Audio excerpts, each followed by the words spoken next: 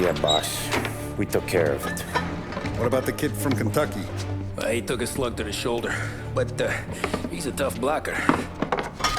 He and his crew dusted out as soon as we bumped off Morello's hatchet men. Getting shot will give Gates and his pop another reason to ice Morello out of the whiskey business. Well, let's see if this hooch was worth all the trouble.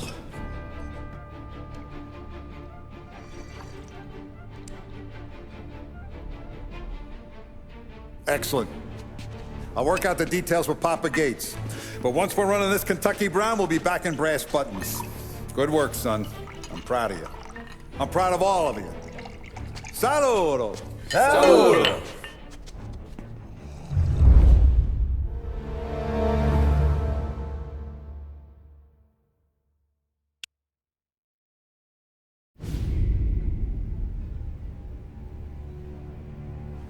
Sounds like Salieri was getting ready to make his move. Working up to it, maybe. But then, Prohibition ended. And the bootlegging business got knocked on its ass. Oh, that fighting over booze meant next to nothing. It took us a few years to recover. But when we did bounce back, boy, it was something. We took what dough we had from the moonshine and Canadian whiskey and invested it into new rackets. Some of them even legal.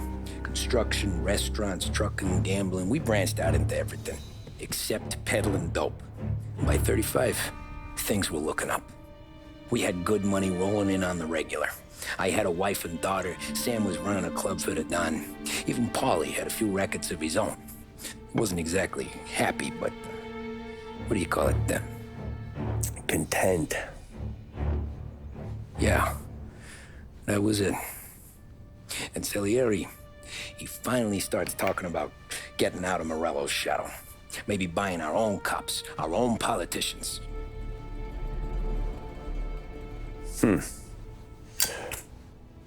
That's interesting. You think Salieri was sourcing highbinders in 34? Maybe. Why? Well, a few years back, the Vice Squad got a judge on solicitation of a minor. Once in the box, he started confessing all sorts of misbehaving, trying to get a deal. But he copped to taking kickbacks from Morello and your man Salieri. Playing them off one another, trying to goose the take. But once Morello found out, he threatened to bury the judge's kids on the beach. Still breathing, of course. Christ. That was the missing piece. How's that? Morello was always winding us up.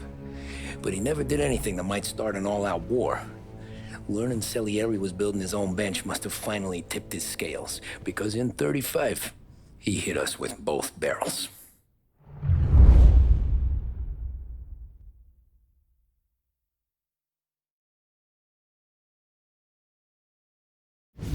Long time ago now, but I say Ponzi was a smart guy. With his face, he pasted it on his face. Tommy. Oh, hey, boss, what's going on? I'm glad you're here. There you go, boss. I'm going to Pepe's for lunch, but Carlo called in sick. You up for a drive? Sure, boss. Bravo. I'm already starving. You got a piece on you? Yeah. You think I'll need it? You know how it is. Things with Morello have been a little quiet lately. Maybe it's just got me jumpy is all.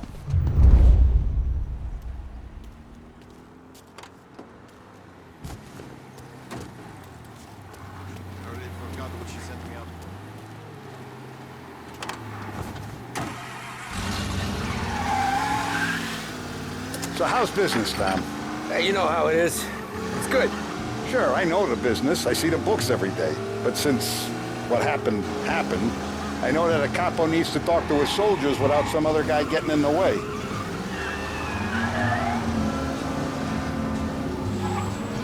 I guess we're mixing with a better sort of person now. And I like dealing with all these big shots we got on the pad. Anything's better than those grifters trying to shift their hooch before the 21st went through. Ah, this is only the start of it, Tom. I got plans. Plenty of good people lining up for a slice. Glad to hear it.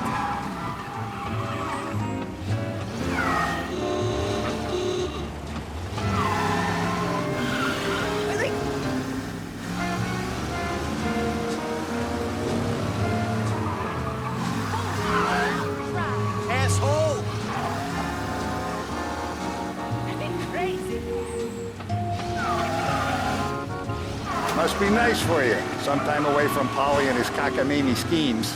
That's better conversation, boss. I'll give you that. Sure I am. Me, Sam, and Paulie, though, we're still real tight. We've been through some times together. Yeah, don't I know it.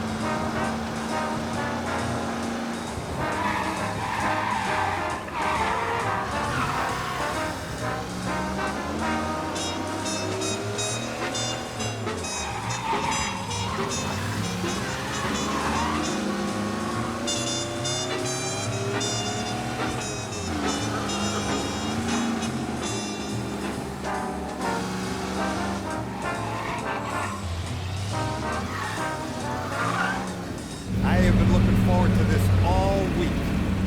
Wait till you taste the cassata, Tommy. Oh, more